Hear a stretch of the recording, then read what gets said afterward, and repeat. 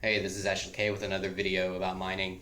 This video is about a repair process that I use through East Coast ASIC Repair, EastCoastASIC.com. It's in the comments. They have repaired a few of my L3 boards.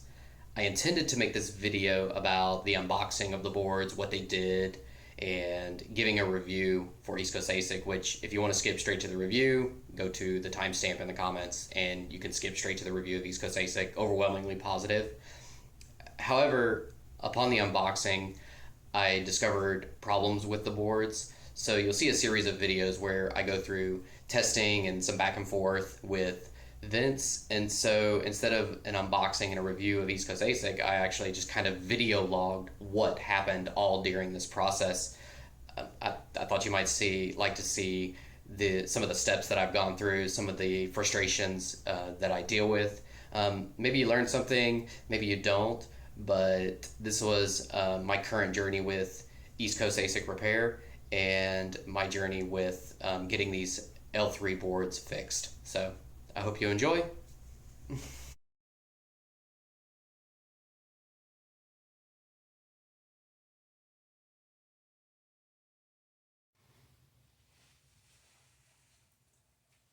Hi, this is Ashley K. I've been mining for about a year, and I'm a big fan of the L3 Plus. So this video is a quick unboxing using my experience with East Coast ASIC Repair. About a few months ago, I bought some L3s knowing they had bad boards, and I'd used East Coast ASIC before. They gave me a good experience, so I thought I'd try them again. According to them, I sent them 4 boards, and in this box has 3 working boards. So we're gonna open it up and take a look. I've got my L3 ready down here, and we'll fire it up and see if it works.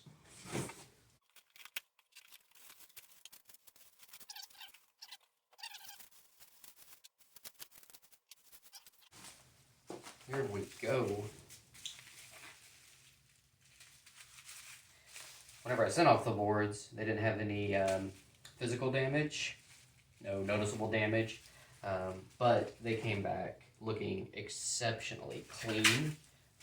Vince at East Coast ASIC told me that they were able to give them a bath or give them a good cleaning. I don't know exactly what they did. I normally just blow compressed air.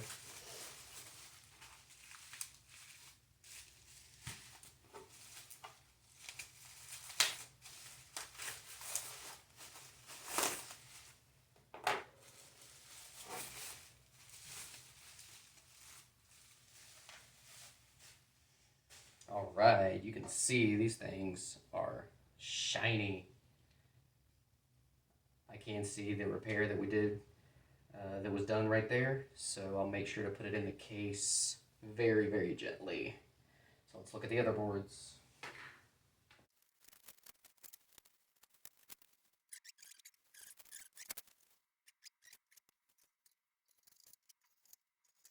Okay, so you'll notice that I put 3 boards in on, let's see,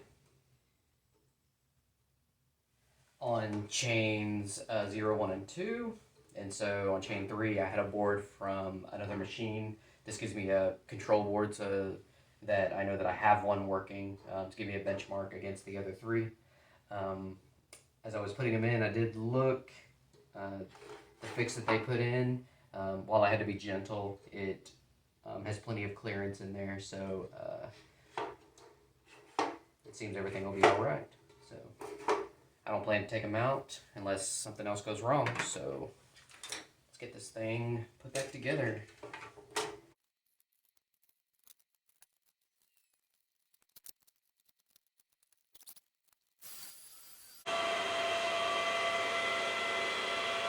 All right, so far so good. So let's go ahead and switch the camera angle so we can look at the computer.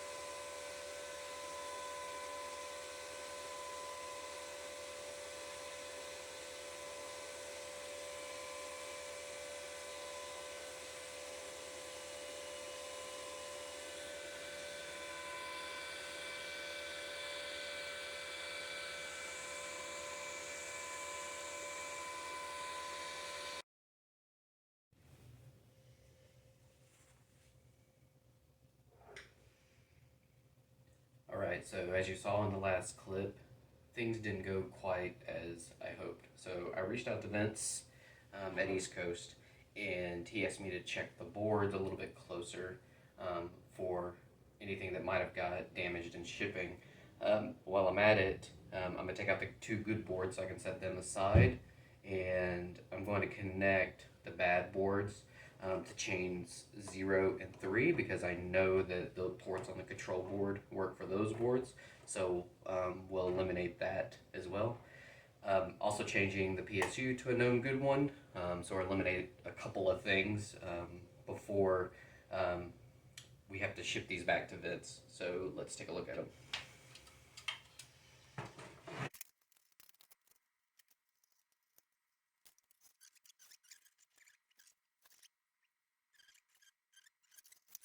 Chain 2, and very obvious, this jumper is disconnected, so we will reach out to Vince and let him know this. I don't know if I feel comfortable soldering it, so I'll give him a call tomorrow and see what he would like to do about this. I'll give a closer look. Here's the cable that's loose. That one's on, that one's on. The board looks good.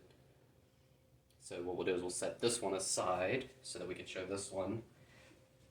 Let's put this one over here.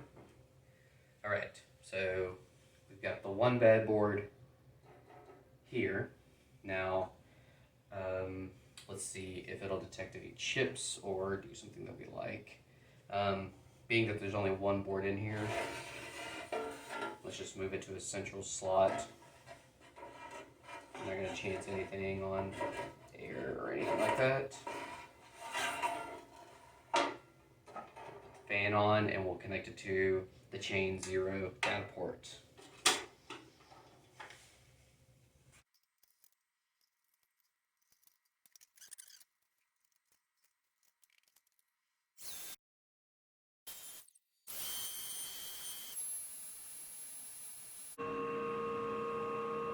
Okay, so while the miner's quiet here, you'll see that we had all chips detected, and now I'm showing that all the chips are detected here.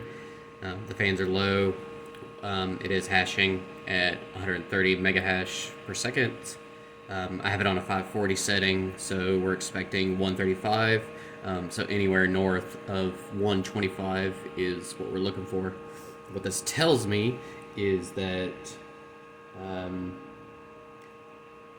I'm not actually sure what's going on here. The only thing that I really changed is I changed the PSU, and I did put the data cable in chain 0, as you can see here. So what we're going to do now is we're going to shut down the miner and rapidly go through. I'm going to connect the board to chain 1 and to chain 2, where originally it wasn't working.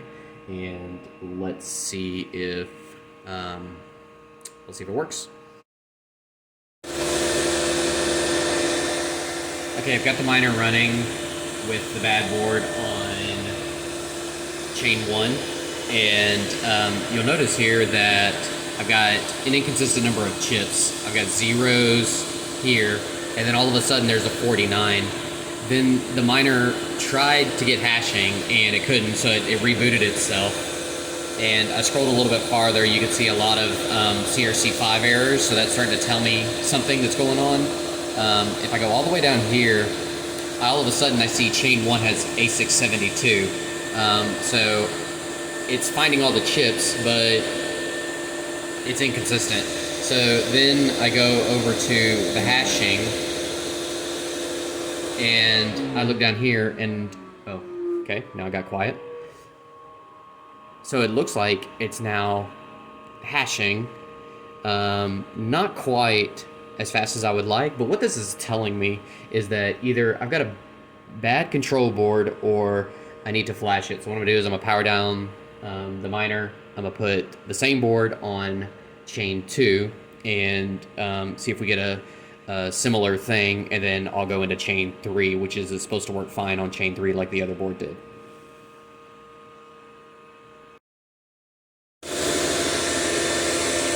Okay, so I put the board onto chain 2, and it was a worse output than chain 1. It just wouldn't detect any chips whatsoever. It kept on rebooting itself. Put it on chain 3, fired it up, and initially I got ASIC 0, and so that made me a little bit nervous, but it does multiple checks along the way. So I scrolled a little bit farther down, and right here we could see that we've got 72 ASICs detected, so that was a good thing. So I hopped over to the pool to see what was going on. If I was even connecting to the pool, I'm connected to the pool. All the chips are detected, the right frequency, voltage, the right mega hash. This is what I would have expected out of being connected to chain 3. However, at this point, I'm pretty confident that I've got a control board issue. So what I will be doing between now and the next clip is I'll flash the board fresh, give that a try, and then after that, if that doesn't work, then I've got another board that I can put in its place. So we're wrapping it up for tonight. I've changed control boards, flashed both of them, changed cables, changed PSUs, and this board is just being inconsistent all around. It was working for a little bit in the previous clips, and then it stopped working, started working, stopped working, changed every setting, eliminated some things. And while this is disappointing, I've been going back and forth with Vince, and you know, kudos to those guys because they even take texts and stuff over the weekend. So I'll be sending the board with the bad jumper back, and I'll be sending this board back so that they can test it again. Again, really fantastic warranty. They're not charging me for it. So see you in the next clip when we get the boards back. It's been 2 weeks since I did the last video showing the 2 boards that I sent to East Coast Asic were damaged and not working. I'm shooting this video out of my garage so you can hear the mining rig behind me going full blast. So hopefully the audio comes out. We're going to unbox these boards, put them in the machine, and see what's going on.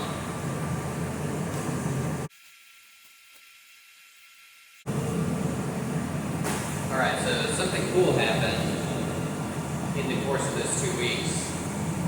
As I was getting these boards fixed from the last video, I was talking to Vince about the other boards that we had previously diagnosed as dead boards. He wanted to take a look at some of them. I sent them back, and really cool is that boards that I thought were dead, supposedly there is now another board. So instead of getting 2 back, I got 3 back. They still got the others. They've given me credit for 2 of them, but I mean, overall, I'm really happy. I was expecting to get these 2 back, wasn't expecting to get this one back.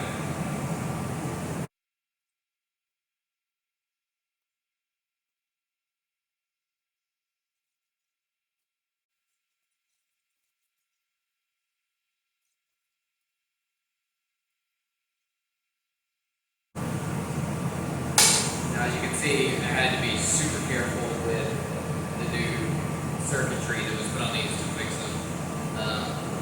Never be in a rush to put your machine back together and always check it.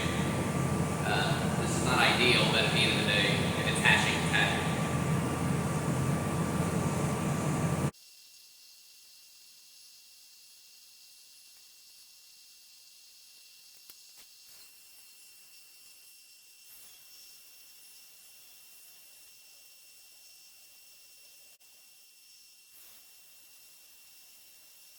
Alright, so what I had to do here was, when I was testing previously, I had a undervolt low hashing profile to save energy, and what I'm doing now is bumping the boards up to what Vince recommended, which was the 400 frequency at 12 volts.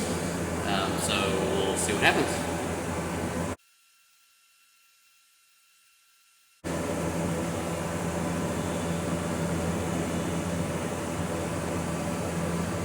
Okay. You can only see 2 boards One is hashing normally. The other one is detecting chips but not hashing. So let me end this video and do some troubleshooting. Then I'll bring it back up.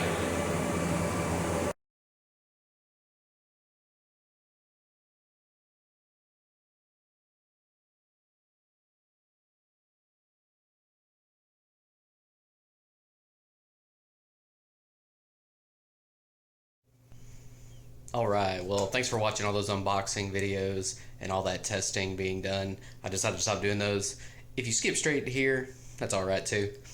The summary here is that I sent off quite a few boards to East Coast ASIC, and what I ended up getting in return was 2 fixed boards.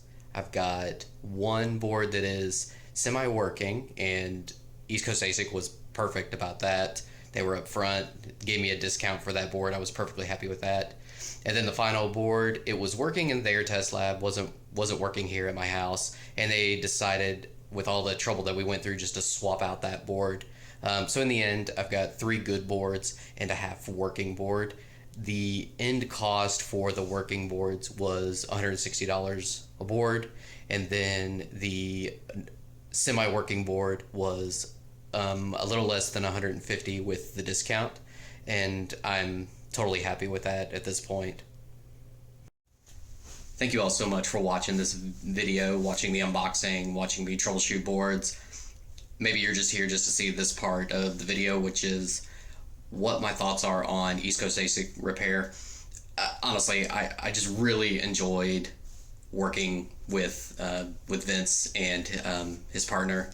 It's been a lot of back and forth over the past few weeks for this iteration of boards and the previous iteration that I've worked with them. So that's one of the cons that you have to deal with. However, what I would encourage you to do is, when you're building out your mining operations, that you're thinking about servicing, repair, and maintenance. And that was the hole that I've been trying to plug for the last year of mining, is finding someone that could repair boards and not just think about, oh, if they break, I'll buy another one. You've probably seen on eBay and all those sites that buying boards is it's costly, and so finding Vince and East Coast ASIC was just an absolute godsend. They kept up with text and emails. They were true to their word on what they did with the boards, the time the maintenance required. I was even impressed with the quotes and the diagnosis that they gave me. Very, very detailed, way more than I ever wanted to know. So it was really cool to learn some stuff in the progress. I would highly recommend them. All you got to do is contact Vince, send them an email, and you'll ship your boards over to them. There's a diagnostic fee that you'll pay, which can be paid in cash or in crypto. I've done both. And then within a few days, you'll get an estimate on what it'll take to fix your boards. There is some risk involved, but it's worth it. You need a repair plan in your mining operations. And so, again, thank you all for watching. I hope you found this boring, interesting, eventful, whatever. I just want to give a big shout out to this company, and hopefully they can get some more. They'll get some more business from me, so I hope they'll get some more business from you. This is Ashley K signing off.